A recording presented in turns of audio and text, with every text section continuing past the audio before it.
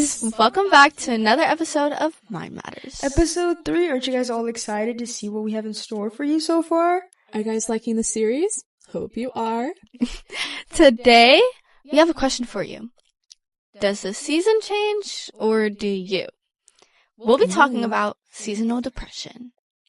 Oh, yes. So every year around the same time, your energy dips and motivation disappears, and even things you usually enjoy feel dull. So is it just a mood, or is it something deeper?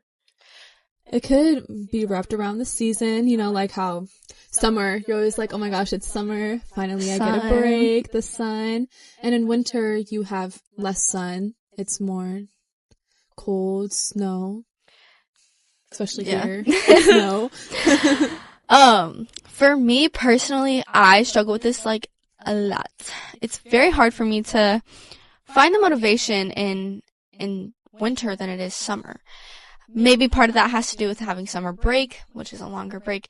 But once that first snow hits, I don't feel like doing a single thing. I don't feel like going outside. I don't feel like doing schoolwork. I'm not motivated to do anything. I specifically notice, like for me, I am just so down. Like I'm so like such in a funk every winter. And I notice that it starts happening especially during fall too. I gradually go from fall and then winter really hits and then January's still like pretty bad and then as the summer seasons are changing, I start getting a little better. Yeah. I feel like it's just like a lot because like personally for me, I always like to say I love winter because of like my birthday and things like that because 3 days before Christmas. Also, I love the holiday. But it just really brings me down. Like, it's just because I think less sunlight. Like, you're not really outside as much. And it's just kind of like, it's just so cold and drowsy outside. Like, you don't want to go outside. You'd rather just stay home. Also, like, you get more tired during the winter. Like, that's a fact. Like, you get more tired. Mm-hmm. And the sun goes down earlier, so it gets darker quicker and... Yeah, days are shorter. Like... I feel like you have less time. Yeah, it's bad. But, first, we're talking a lot about seasonal depression. What actually is seasonal depression? It's not just a term to throw around. It's an actual disorder. So, it's SAD, which stands for Seasonal Affective Disorder. And it's a type of depression that follows a seasonal pattern, usually in like the fall or winter, but it can happen in spring and summer too.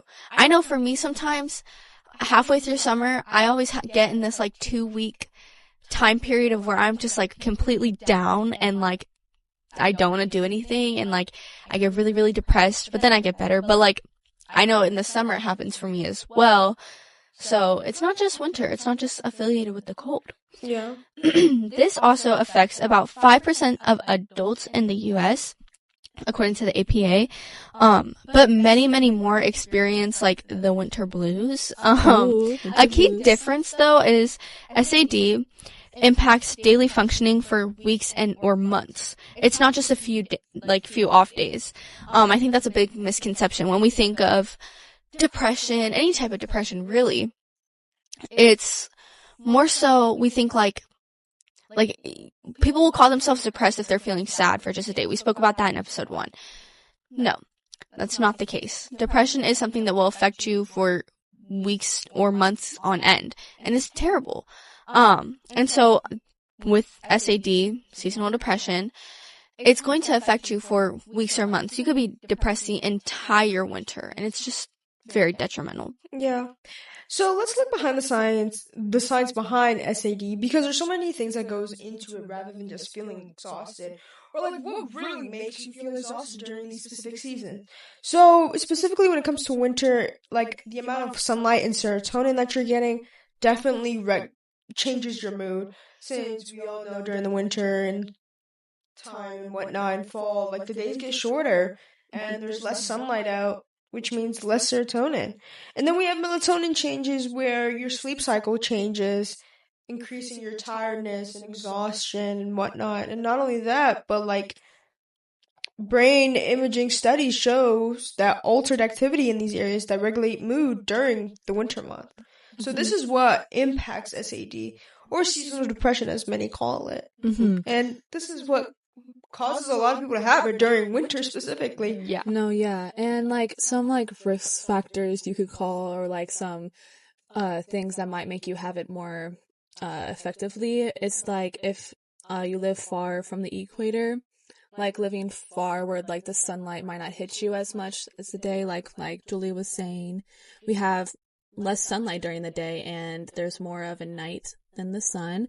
And also if you have some type of already diagnosed depression or bipolar disorder, that could affect you. Seasonal SSD could affect you more prominently, and or family history or any other mood disorders that you might have. And being young, it's research shows that being young, you can have more of a experience with having SSD. And women, according to the facts, women are about four times more likely to be diagnosed than men. So women have more of a chance to experience SSD than men. SAD. SAD. Sorry, SAD. I was Sorry. gonna say- I didn't mean to say that. SAD than men when research. I wonder why that is. Like, I wonder why women experience it more. I think it's because I'm not sure if this is true or not, but I'm pretty sure there was like a study showing where like women have more emotional attachment to them than men.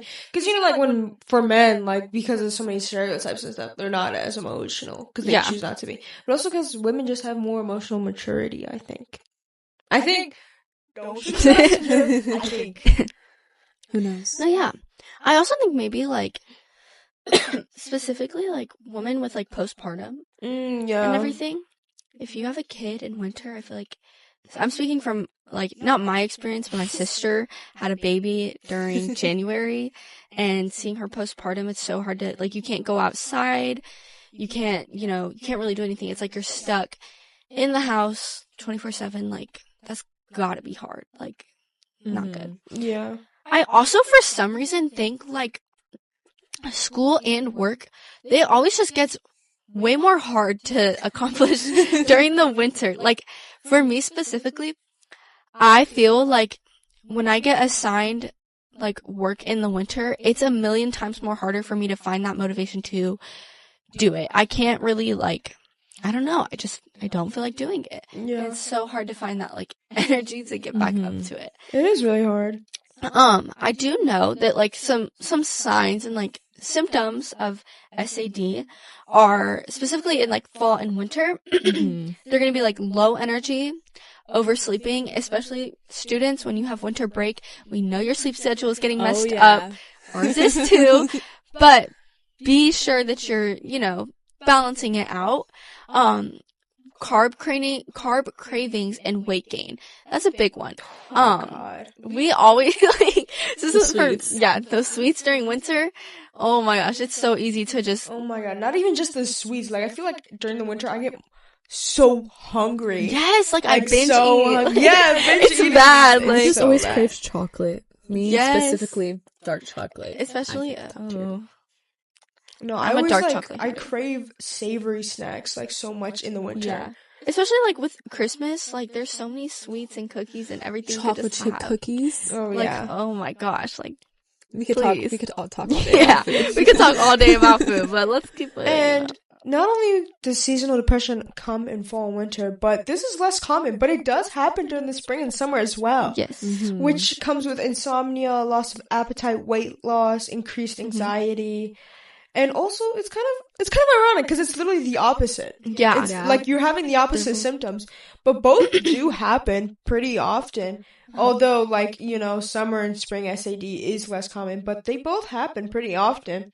So, how do we tell, like, the distinction between the two? Well, it's kind of hard to determine. Really, it's really based off how well you know yourself, how well you take care of yourself. But pretty much you're both really persistent and really big cycle, and it returns around the same time each year. Mhm.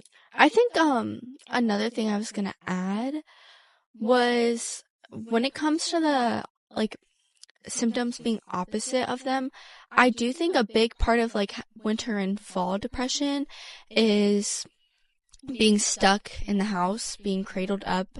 It's terrible. And we could talk about COVID too, where like COVID, when we were stuck in the house weeks. We all like binge eating because you're more bored, you know. I don't know about you guys. I eat out of boredom all the time. It's really bad. And I think that just adds a lot to it, and not being exhausted. When you're constantly in the same place all the time, exhaustion is known to happen. But in spring and summer, another thing is like with weight loss. I don't know about if you guys have heard about it, but where people always talk about getting that summer body. That's what I was It was mention, very like, toxic, mindset. And the expectations revolving around how you're supposed to look and act during like spring and summer, I think adds a lot to depression in those months. And I think the same could be said with winter, how you're supposed to act and look in those months. You know, you wear more sweaters and thicker things, so it's easier for you to hide your weight or how you look. And I think it just adds so much to it because you're so cradled up in the house. Like, I think it's a big part to point out. No, yeah, 100% completely. And maybe some ways we could keep that structure is maybe like even developing a routine. Like maybe a routine, maybe where you go do something healthy. Like I've been trying to work on a routine for this year. So maybe go exercise or do some Just Dance. If you like Just Dance. Hey, Just Dance it's a good exercise. If you're stuck in the house, make sure you're still keeping your body moving, keeping it going. Your physical health is just as important as your mental health. And yeah. Completely. And also some studies show that like if you have some light therapy, so it's like maybe getting near a Lux light box, it's something you could probably buy. It shows that it can help, you know, improvement of how you're feeling and just motivation wise. And vitamin D is also a big thing you could also use because that's what the sun also gives. So if you're also struggling just with not being outside as much, maybe get some vitamin D supplements to improve that. And just try to do the best that you can. Like, just try to be as supportive towards yourself that you can be. I agree. I think we should talk about, like, debunking myths. Ooh. There are a lot of, like, little things geared around mental health and seasonal depression. And so SAD is, it's just, how do I want to word this? It's not being lazy in the winter. It's not just because you're laying around and everything. Like, don't not validate yourself. If you're not feeling right, if you're feeling down in the winter, it could possibly be SAD. And it's a recognized SAD, is a recognized clinical condition.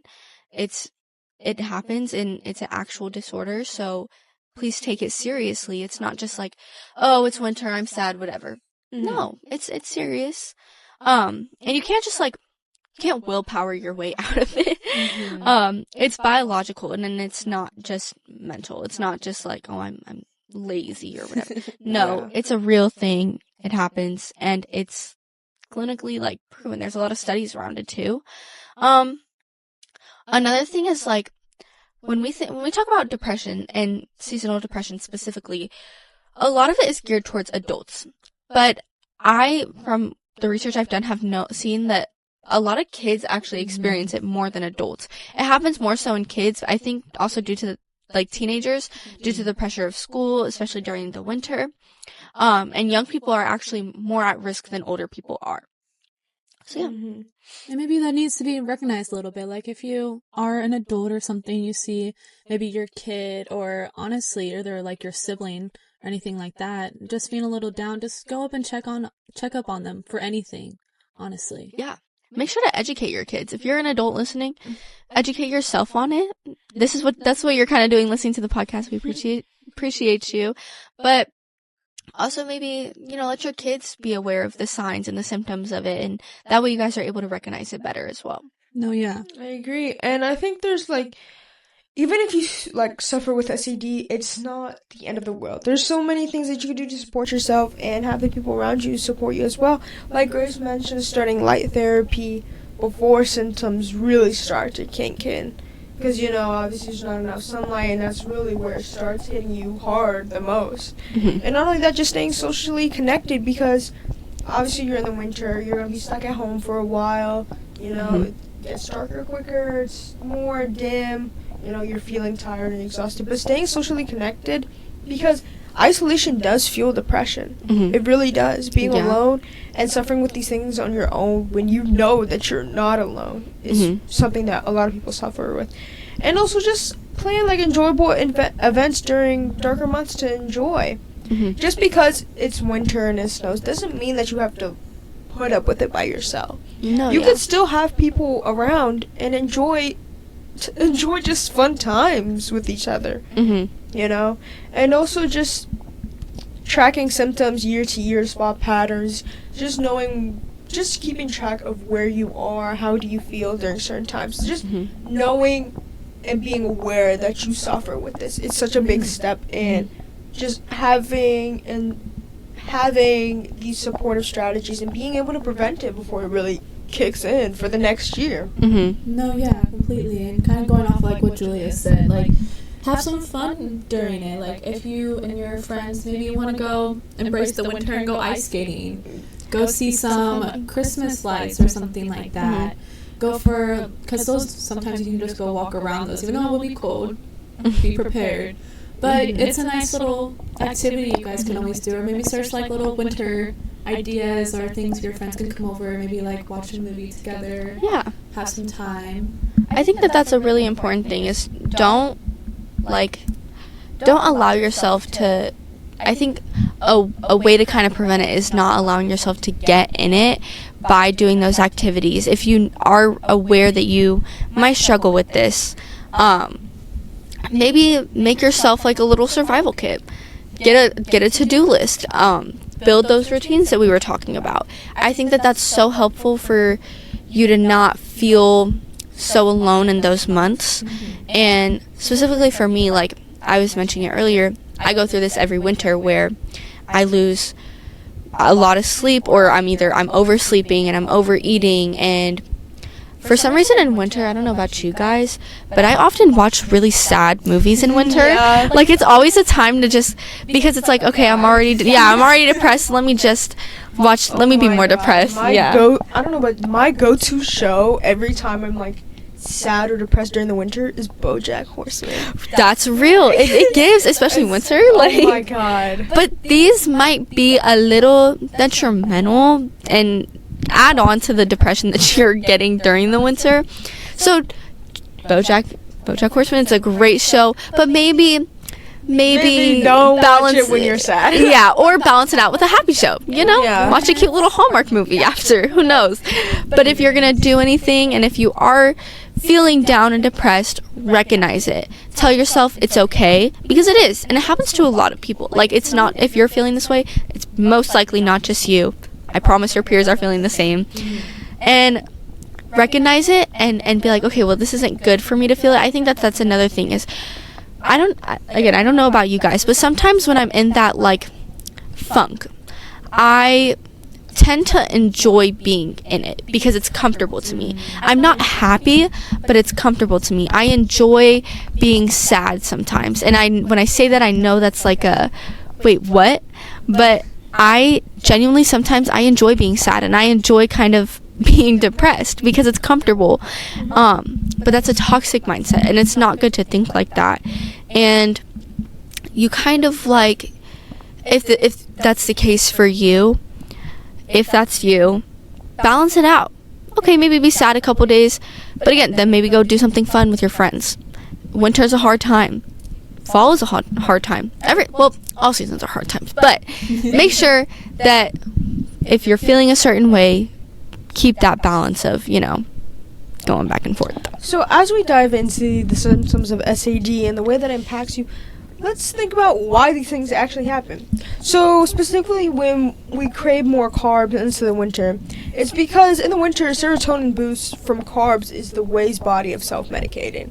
So as the winter comes on, your body craves more serotonin from carbs. Do I know the reason behind that? No, but it just happens.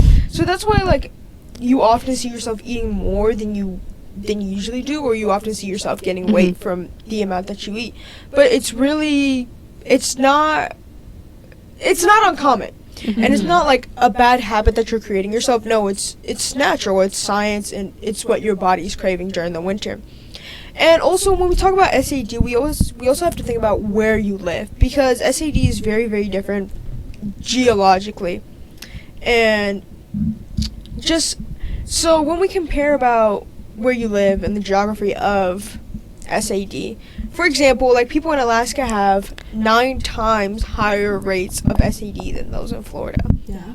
And which is honestly, it makes sense. Well, because it's Alaska- always it's Alaska. It's always cold. It's cold, but like Florida is really hot. But also that doesn't mean that people in Florida don't struggle with SAD, because like we've mentioned before, SAD can be in all of the seasons, especially spring and summer.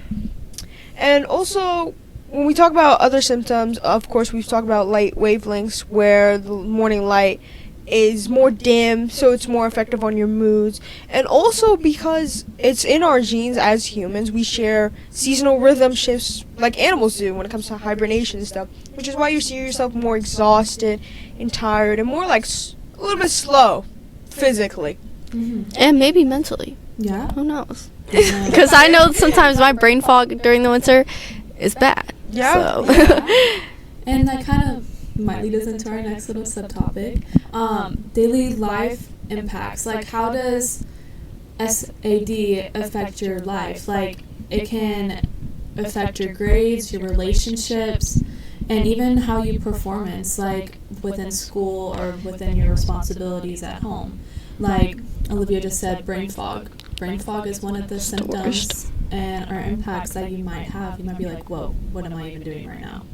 Like, what am I even here for? And irritability, you might be getting a little bit more irritable because you're like, I just want to be alone. Like, just leave me alone. Yeah, we spoke about that in our last episode, and it kind of goes in with like the hibernation part of SAD, where you can often, like, when you are depressed, you tend to want to hibernate. You tend to want to be by yourself and be alone. But that can also affect people around you.